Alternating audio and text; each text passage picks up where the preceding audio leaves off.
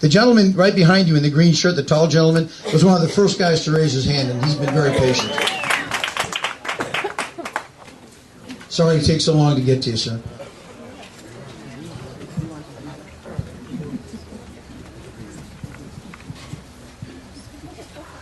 I'd like to make a response to the last physician who spoke here about $6,000 more per person than in other industrialized countries. Well, one of the things is in the other countries, the health care is highly rationed. We have rationed health care in the United States, but these other countries have highly rationed health care. Second of all, we have a very diverse population. And the disadvantage, those single parent mothers who do not seek out health care when they are pregnant are the ones whose babies have a higher mortality rate. And so it's a study from England. I'm sorry if you want to disagree with me, but there's no access for them.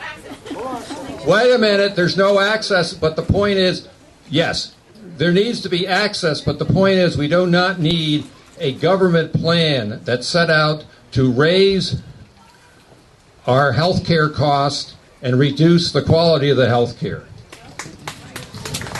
One of the things that Barack Obama says is that it has to be revenue neutral in 10 years. Are you telling me I will be as good a nurse after this happens than I am now? Sir, we'll get to that. I didn't say that. Well, you said the quality would go down.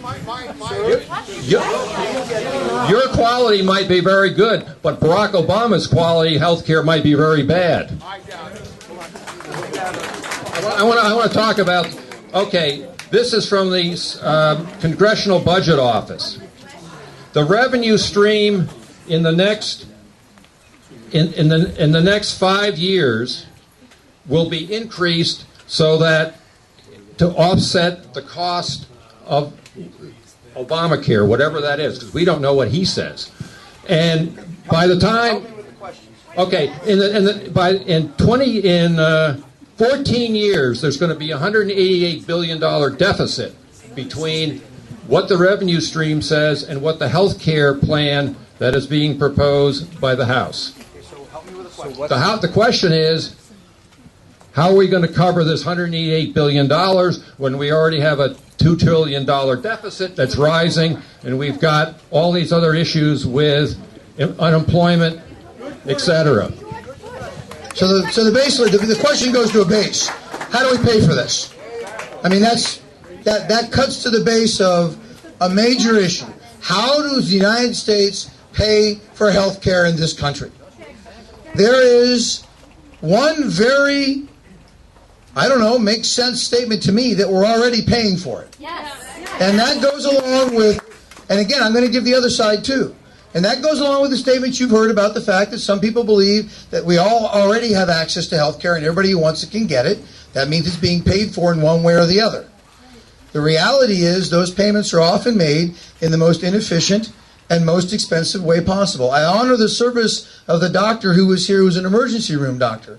But she'll be the first to tell you that emergency room health care is very expensive, especially if you're treating things that can be treated in other manners. Now, one of the issues that I have with the health care bill is that I have not seen enough information about cost containment. We all know that most of us can get pretty good health care.